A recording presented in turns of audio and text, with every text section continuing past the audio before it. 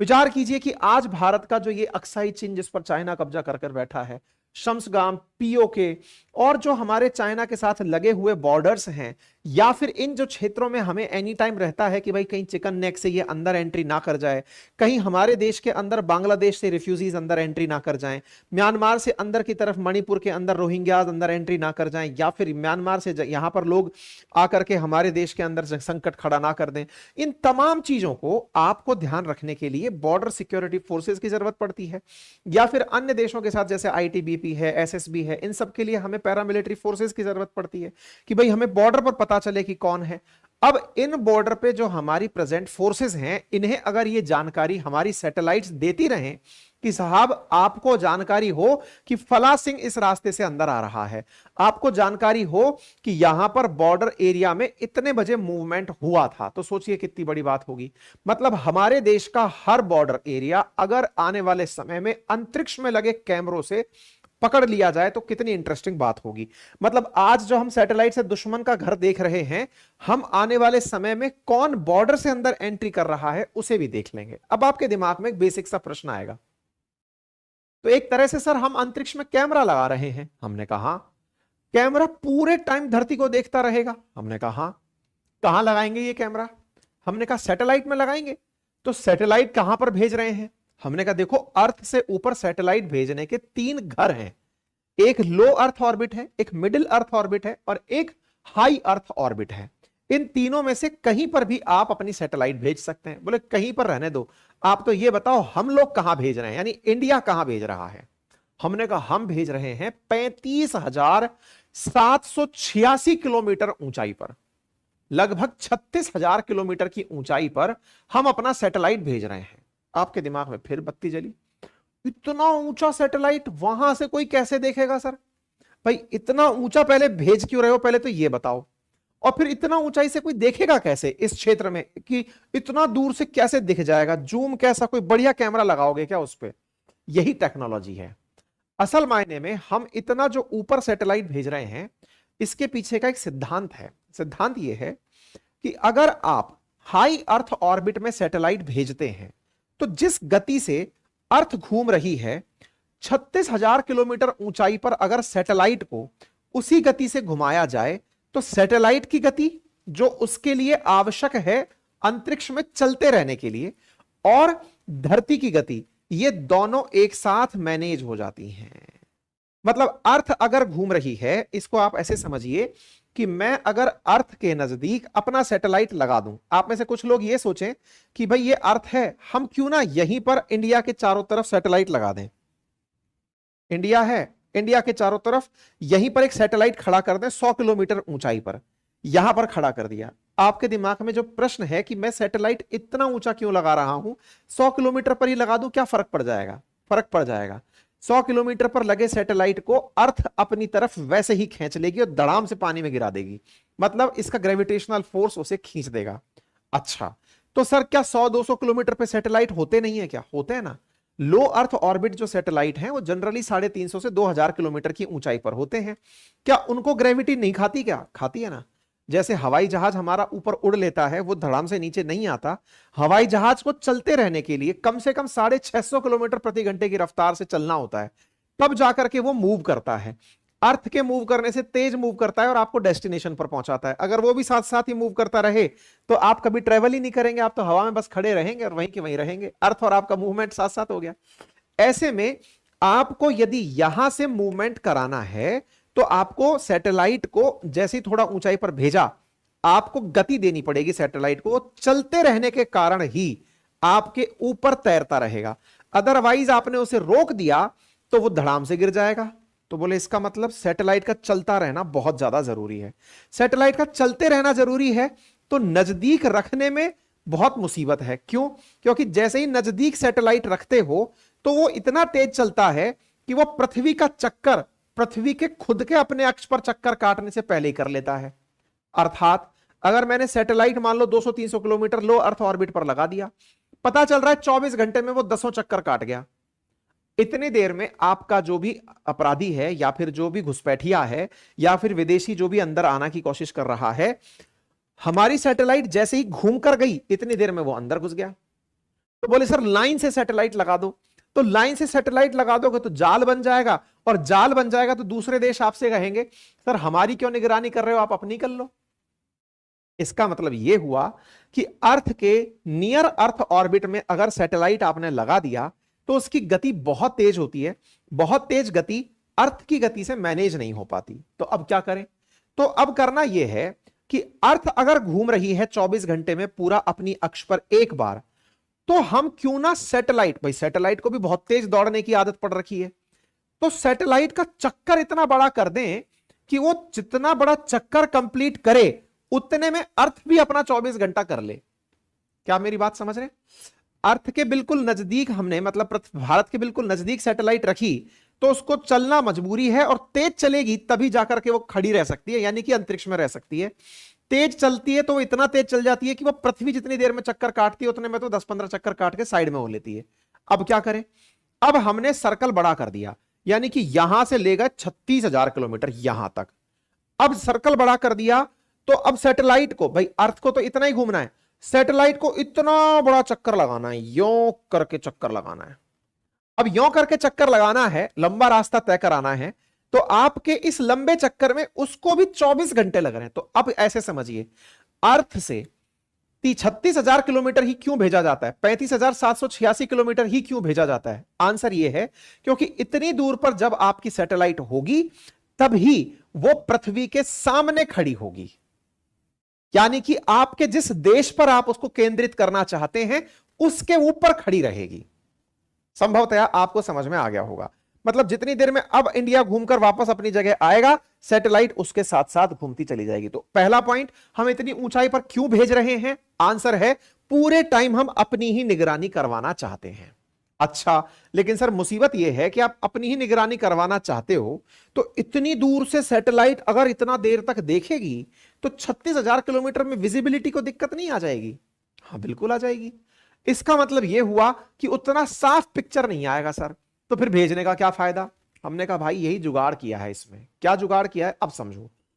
वो जो लो earth orbit के सैटेलाइट है ना, जो धार धार धार धार घूम घूम के परकम्मा लगा रहे हैं थोड़ी थोड़ी देर में, ऊपर से बैठा सैटेलाइट अंतरिक्ष से बैठकर धरती को यानी पृथ्वी को, भारत को देख रहा है लगातार। वो देखो जमीन से ऊपर उतना ऊपर भेजा है ना, उसको जियो स्टेशनरी कहते हैं। जियो सिंक्रोनस कक्षा होती है, जियो स्टेशनरी यानी जमीन के सामने ऐसा लगता है कि वो फिक्स ही है, यानी अर्थ से जब भी आप उस सैटेलाइट को देखोगे आपको लगेगा वो चल ही नहीं रहा, एकदम फिक्स हो गया। यानी कि ऐसे हैं कि अगर दो ट्रेन बराबर स्पीड से अगर लगातार चल रही हैं तो दोनों सवारी एक दूसरे को बैठकर यही देखेंगी खिड़की में से कि यार कोई ट्रेन चल ही नहीं रही, क्योंकि उसकी और आपकी गति बराबर है। दोनों की गति बराबर होने पर आपको कोई चीज मूवमेंट में नहीं लगती। ऐसे ही 36,000 किलोमीटर पर सैटेलाइट आपको चलता हुआ नहीं दिखेगा, पूरे टाइम आप पर ही फोकस करता हुआ दिखेगा। अच्छा, तो सर वो क्या कैसे मैनेज करेगा? हमने कहा तरीका है। वो धरती पर देख तो लिया, सारी जानकारी जुगाड़ लिया, उसको सारी सेंसिटिविटी समझ में आ गई कि हो क्या रहा है। अब उसने नजदीक वाले सैटेलाइट को मैसेज भेजा कि देखो भाई उधर हलचल हुई थी, जरा फटाक से देख के बताओ क्या हुआ था। मतलब समझ में आया? आपने जैसे धरती पर फोर्स छोड़ी हुई है, आप अंतरिक्ष में 200 किलोमीटर 300 400 किलोमीटर ऊपर लो अर्थ ऑर्बिट में भी एक सैटेलाइट रखेंगे अपना। हम ऑलरेडी रखते हैं, ऑलरेडी हमारे 10 सैटेलाइट अंतरिक्ष में ऐसे ही चल रहे हैं, जो केवल और केवल भारत की निगरानी रख रहे हैं कि कोई आ तो नहीं रहा। तो ऐसे में वहां बैठा आदमी जो परमानेंट चौकीदारी करेगा अंतरिक्ष में 36,000 किलोमीटर पर, कि अगर पत्ता भी हिला तो उसको पता है कि हाँ भाई यहां कुछ मूवमेंट हुआ है। अगर मूवमेंट हुआ है और वो भाई साहब जो दौड़ दौड़ के चक्कर लगा रहे थे, उनको तत्काल प्रभाव से मैसेज मिल गया कि देखो उस जगह मूवमेंट हुआ है, उधर फोकस करो। आप जब भागकर दूसरी तरफ गए थे ना, वो आदमी वहां पर एंट्री कर गया, तो आपका चक्कर काटने में आप तो बिजी थे और वो भाई साहब एंट्री कर गए, तो आप एक बार के लिए उधर ध्यान दो जहां पर वो भाई साहब एंट्री किए हैं, तो उधर की तरफ वो एग्जैक्ट ध्यान देगा। तो आप सोचो 3 लेवल सिक्योरिटी हो गई। कैसे? एक तो आदमी आपने 36,000 किलोमीटर भेज दिया, एक 200 किलोमीटर भेज दिया, और एक जमीन पर आपकी फौज है ही, तो सोचो 3 स्तरीय जो है आपकी सुरक्षा व्यवस्था हो गई। उम्मीद है कि आपको यह बात समझ में आ रही हो जो मैं कहना चाह रहा हूं। कहने का मतलब यह है कि हम लोग कुछ ऐसा प्लानिंग कर रहे हैं अब कि अंतरिक्ष से बैठकर अगर जमीन पर देखना है तो आप तसल्ली से, बहुत आसानी से भारत को देख पाएंगे। अब अगर भारत को इतना अच्छे से देख पाएंगे तो फिर दूरबीन की क्या जरूरत है, मचान लगाने की क्या जरूरत है। हाँ तो मत लगाओ ना, दुनिया के बहुत से देश पूरे देशों को ऐसे ही मैनेज कर रहे हैं, सारी व्यवस्थाएं इसी तरह से चली आ रही हैं। ठीक है साहब, तो हम सैटेलाइट भेजेंगे, अंतरिक्ष में भेजेंगे, अंतरिक्ष से धरती को देखेंगे, भारत को देखेंगे और देख करके प्रॉपर तरीके से एक ऐसा ग्रिड सिस्टम तैयार कर लेंगे, कोई भी हलचल होगी तो हम उसको देख लेंगे। इस पूरे प्रोग्राम को स्पेस बेस्ड सर्विलांस नाम दिया गया है। अब आपके दिमाग में सवाल आएगा, तो क्या यह नया इनिशिएटिव है क्या? जी नहीं, यह इनिशिएटिव बहुत पुराना है। कितना पुराना है? यह इनिशिएटिव आज से 23 साल पुराना है। बोले 23 साल कैसे पुराना है? मैं आपको बताता हूं सारी बातें। देखो, ये low earth orbit, middle earth orbit और ये हाई अर्थ ऑर्बिट, जिसके बारे में मैंने आपको बता दिया। आपको मालूम है भारत को एक बार बहुत ज्यादा धक्का लगा था अमेरिका से, जिसके बाद हमने बड़ा सारा सबक लिया था। वो घटना क्या थी आपको याद हो तो, कारगिल वॉर जब हुआ था उस समय अमेरिका ने भारत के मांगने पर भी हमारे देश में घुस रहे दुश्मन की सूचना नहीं दी थी। देखो, अमेरिका के पास इस तरह की सैटेलाइट्स पहले से ही खूब सारी हैं। भारत के प्रधानमंत्री अटल बिहारी वाजपेयी जी जिस समय यह नोटिस किए कि दुश्मन ऊंचाई पर बैठा हुआ है और हम नीचे खड़े हैं, अगर हमें एग्जैक्ट लोकेशन पता हो कि दुश्मन कौन सी चोटी पर है, कहां है, क्योंकि सैटेलाइट से तो सब दिखेगा, हम जो सैटेलाइट छोड़ रहे हैं उससे तो यह सब दिख सकता है। तो अगर हमें यह जानकारी हो कि दुश्मन सैटेलाइट कहां पर, कौन सी पहाड़ी पर बैठा है, हमारे ही देश में घुसकर आया हुआ है, तो हम उसे टारगेट करके मार देंगे। भाई बाकी हमको तो फील्ड अटैक करना तो अच्छे से आता है ना। अमेरिका से हमने जानकारी मांगी। अमेरिका के पास नाविक भी, वो जीपीएस भी था और उसके पास में ये सारी सिस्टम भी थे। अमेरिका ने मना कर दिया। देखो, आवश्यकता आविष्कार की जननी होती है। हम कारगिल युद्ध तो जीत गए, कारगिल युद्ध के साथ ही हमने यह फैसला लिया कि अब आने वाले समय में हम सारा सिस्टम अपना बनाएंगे। और मेरे प्यारे साथियों, जिस प्रकार से नाविक को अपना बनाया गया था, ठीक उसी प्रकार से अटल जी ने डिसीजन लिया कि अब हमारा स्पेस से ही सर्विलांस सिस्टम शुरू होगा, और वो 2001 में शुरू कर दिया गया। 2004 तक आपकी सरकार चली। 2001 में पहली ही बार में आपने 4 सैटेलाइट अंतरिक्ष में छुड़वा दिए कि बाकी सब होता रहेगा, अब मुझको चाहिए कि अंतरिक्ष से धरती को देखने के लिए सैटेलाइट भेजा जाए। पहला काम 2001 में हो गया, 4 सैटेलाइट तब भेज दिए गए। 2013 में फिर इसका सेकंड चरण आया, तब इसमें 6 सैटेलाइट और भेजे गए। कुल मिलाकर 10 सैटेलाइट तब से लेकर अब तक हमारे बॉर्डर्स की निगरानी कर रहे हैं। इसी क्रोनोलॉजी में थर्ड यानी SBS-3 मिशन के तहत 52 सैटेलाइट्स को मंजूरी दी गई है। यानी कि हमने उस समय जब झंडा फहराया था, उस पूरी घटना में हमें जो अनुभव मिले, उन अनुभवों ने हमें सोचो कहां तक की पहचान दे दी। हम उन अनुभवों से आगे निकलते हुए आज 10 सैटेलाइट तो अंतरिक्ष में अपने ऑलरेडी भेज चुके हैं, उसके अलावा 52 सैटेलाइट अब और भेजेंगे। ये 10 satellite navy, Indian navy, army, air force सबके द्वारा यूज किए जाते हैं और इनका प्रॉपर तरीके से इस्तेमाल होता है। कब तक भेज दिए जाएंगे ये सैटेलाइट? 2029 तक भेज दिए जाएंगे। इसमें क्या होगा, 21 सैटेलाइट तो खुद इसरो बनाएगा और 31 सैटेलाइट प्राइवेट कंपनियों के द्वारा बनाए जाएंगे, और इस पूरे कार्यक्रम को डिफेंस स्पेस एजेंसी हैंडल करेगी। यानी कि एक प्रकार से सेना के पास ही इसका एक्सेस होगा, वो प्रॉपर तरीके से मैनेज करेगी। और इसमें 2 प्रकार की व्यवस्थाएं होंगी, एक जियो स्टेशनरी में और एक लो अर्थ ऑर्बिट में। जियो स्टेशनरी का मैसेज लो अर्थ ऑर्बिट को मिलेगा, लो अर्थ ऑर्बिट से जानकारी सेना को, और सेना वहां जाकर ऑन द स्पॉट कार्रवाई करके आ जाएगी। कुल खर्चा इस कार्यक्रम में 27,000 करोड़ रुपए का आ रहा है, जिस कार्य को फिलहाल कैबिनेट कमेटी ने अप्रूवल दे दिया है। तो उम्मीद है सभी साथियों को अब यह जानकारी बेहतर तरीके से समझ में आ गई हो। क्या यह अचानक हुआ है? नहीं, 2022 में भी इसकी चर्चा हुई थी, 2022 के 23 में भी फिर इसकी चर्चा हुई कि हमें सैटेलाइट भेजने हैं। फिर टेक्नोलॉजीज पर चर्चा होने लगी कि इसको ना हम आर्टिफिशियल इंटेलिजेंस बेस्ड बनाते हैं। क्यों? क्योंकि अचानक 2023 में आपने एआई का बूम सुना कि हम अपनी सैटेलाइट को एआई सैटेलाइट बनाते हैं ताकि वो सूचनाओं को अपने आप प्रोसेस कर ले कि हां भाई ये घटना घटी है तो ये ऐसे हुई होगी। ठीक है, ऐसे में हमारा समय बीतता गया, खर्चे बढ़ते गए। 18% डिपार्टमेंट ऑफ स्पेस को हमें एक्स्ट्रा पैसा देना पड़ा ताकि हम इस काम को बेहतर तरीके से कर सकें। इसी के लिए हमने फ्रांस से भी बात की है ताकि फ्रांस भी इसमें अपनी बेहतर से बेहतर टेक्नोलॉजी देगा और वो टेक्नोलॉजी हम अपने इस स्पेस प्रोग्राम में यूज करेंगे। और यूज करने के साथ साथ आप सोचिए कितनी चाक चौबंद व्यवस्था होगी कि आपको 36,000 किलोमीटर पर भी सैटेलाइट है तो आपकी 500 किलोमीटर पर भी सैटेलाइट है और आपके 500 मीटर की ऊंचाई पर 1 किलोमीटर की ऊंचाई पर उड़ने के लिए प्रेडेटर ड्रोन भी है। हमने अभी अमेरिका से 31 प्रेडेटर ड्रोन खरीदने का अधिग्रहण करने का समझौता किया है। यानी कि जासूसी अब इस लेवल की होगी कि आप जितना ऊंचाई पर, आप 10 किलोमीटर 20 किलोमीटर जहां पर भी हैं, हम अपने क्षेत्र को पूरी तरह से निगरानी कर पाएंगे। तो इतना उन्नत किस्म से जब भी कहते हैं ना कि आप घर पैसे वाले हो जाते हैं तो आप अपने घर की सुरक्षा सुनिश्चित करते हैं कि आपके घर के अंदर कोई चोर ना घुसाए, कोई जबरदस्ती एंट्री ना कर जाए। इसलिए सब लोग अपने घरों में कैमरे लगाते हैं, गार्ड बिठाते हैं। भारत ने अब अपनी सुरक्षा, क्योंकि अब धीरे धीरे हम बड़ी अर्थव्यवस्था बनते जा रहे हैं, तो अपनी सुरक्षा को सुनिश्चित करने के लिए ना केवल अंतरिक्ष में सैटेलाइट भेजा बल्कि उसको लो अर्थ ऑर्बिट में भी सेट किया और प्रेडेटर ड्रोन भी बिठाया, साथ में अर्थ पर हमारी अपनी फौज बिठाई।